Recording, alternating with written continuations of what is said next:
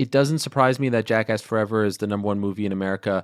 I think it's like it's almost like comfort food, and it's very nostalgic, and people want to laugh and they want to think about other things and they want to go to movie theaters and they want to remember the good times from 20 years ago when they were in college watching you guys or whatever. So like you guys I think are coming at the perfect time for people. They just want an escape.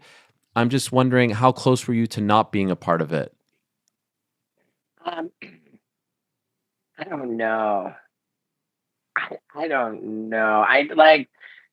It's a really interesting question because I certainly held out. I felt that over the 10 years since the previous movie that I'd really hustled. I'd built up this social media following, this YouTube career, this with the stand-up comedy. Like, I had really done a great deal of work to build momentum in my own right, to build myself up as a brand, like separate from Jackass. And I felt that I brought more to the table, and that it made sense for me to hold out for a better deal, specifically because going all the way back to that first season of the TV show, every time there was a contract for every, for the second and third season of the TV show, for the first movie, the second movie, the third movie, I had always just found out what I was going to get, compensation wise, and never pushed back to improve the financial compensation, or the terms of the deal. I just always found out what it was going to be, and I never even countered. And I felt that now, 10 years later, after having done so much work to build myself up, that I felt that I owed it to that younger version of me who never stood up for himself, who never fought for more. I wanted to retroactively address that, and I wanted you know, to put up a fight. And I did, and I did so in a fashion that really like became contentious. It got like really pretty ugly. But I think that your question really cut through everything. The question being like, how close was I to actually not being in it? Like, and I don't know that you know, I don't know that I was really doing much but bluffing, really. And I have an interesting MMA uh, anecdote for this. I was on Mike Tyson's podcast at the same time as Henry Cejudo, and Henry Cejudo, he won me over in short order. I really liked him quickly, and I told him, I said, hey man, I got to call you out, Triple C.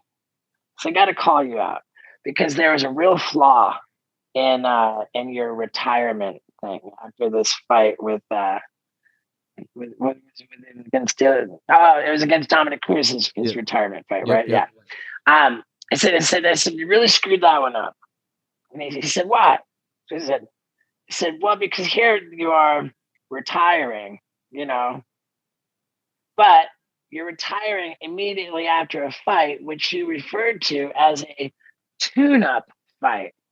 So if you're going to retire, what the fuck were you tuning up for? You don't tune up to retire. So I said that. I said, I'm calling you out. That all that was a bluff, a negotiation uh, ploy, negotiation tactic. And in the same breath as I'm again calling out Triple C, I'm going to call myself out because that's what I was doing too. Wow. Your answer is your answer cut right through. I don't think on any level that I was prepared emotionally to have Jackass continue without me. Yeah. It would have been a bummer now, especially with all the hoopla and seeing how well it has been received. Right, and You- right, and furthermore, to the point where that I was making, and I think that there's a strong argument to say that I did, that I did put enough work in that I deserved a better deal.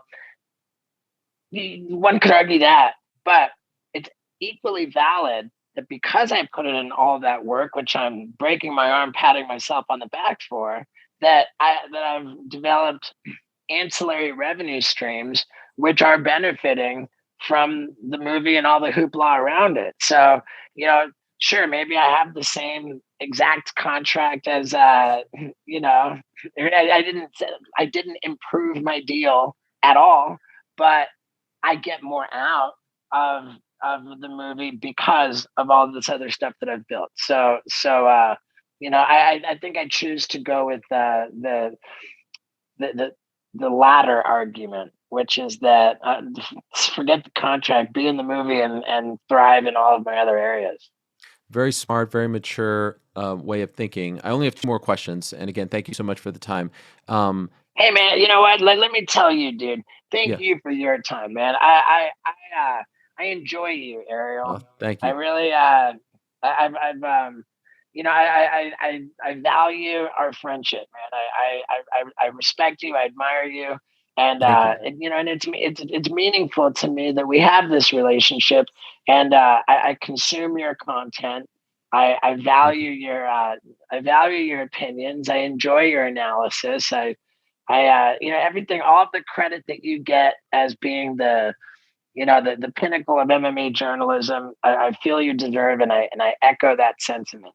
Oh man, that means a lot to me, honestly, because I know it's sincere. You're such a genuine and sincere person. So thank you very much for that. I just hate taking up too much of anyone's time, especially someone like you. And I read about your schedule and how you have everything color coded, and it's like it's a testament to your maturation. And I would actually say, and I wouldn't just say this to you, like right now, I put you up there, and I'm not trying to create like. You are as popular as Johnny Knoxville. You are what you've done with your social media, with your YouTube, with your comedy tour now, selling out theaters, not just comedy clubs anymore, with your podcast. Like what you have done, to me, you are on equal footing. And I think you deserve a Well, lot of credit for thank that. you for that.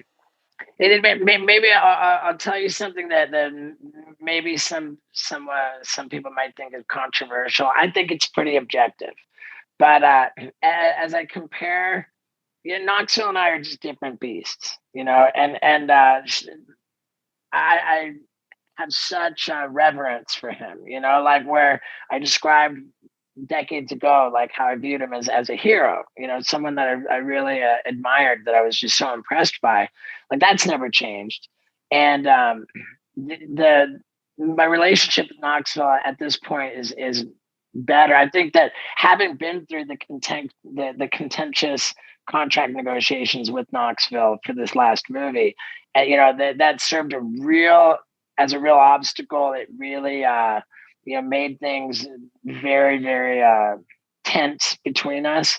But ultimately, we overcame that obstacle, and as a result, you know, I came to him and acknowledged that you know, that I was out of line in some respects, and he acknowledged, you know, that he could have handled things better, and we had this really healing and wonderful you know, conversation, which ultimately brought us closer together now than we've ever been in our lives.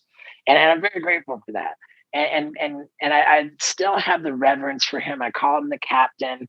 I could not be more profoundly grateful for the way that in all of the solo projects that I've, you know, put together, like almost invariably, and maybe literally invariably, I've reached out to him for feedback on whatever the project is. My first book, he was the first one to read the original manuscript. My new book, which I just finished yesterday, we shot the cover for.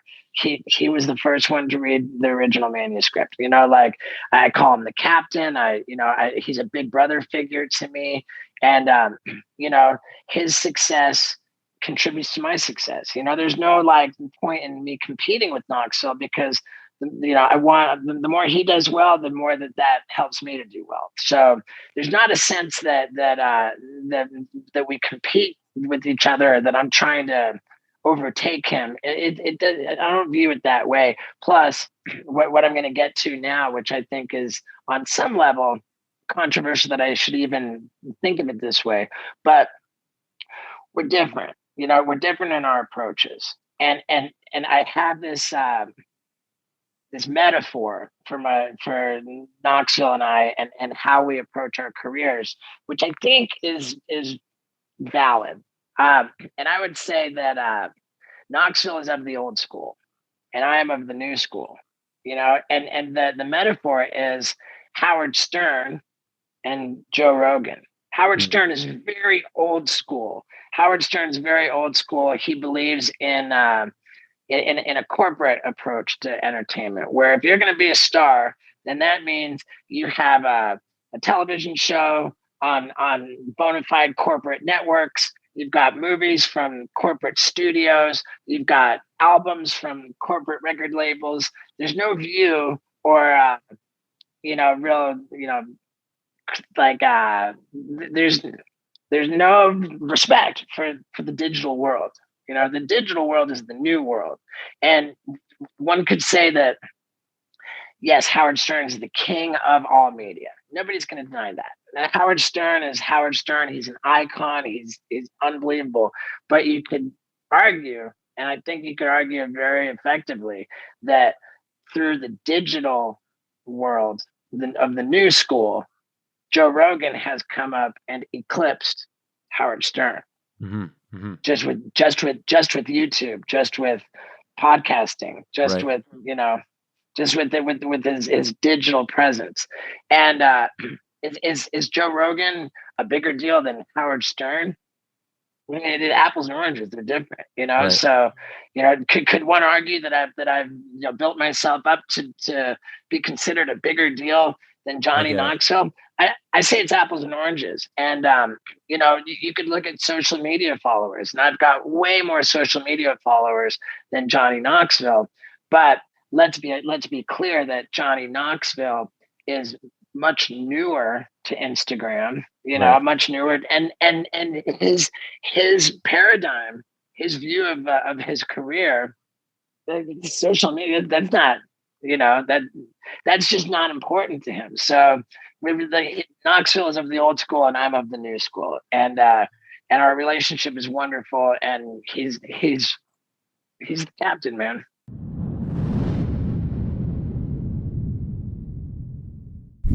Thank you so much for watching this episode of the Ariel Helwani Show. If you want to check out some of our old episodes, or if you want to stay up to date with all the great things that we are doing here, please do like and subscribe to this here page. Trust me, some really cool things are coming up.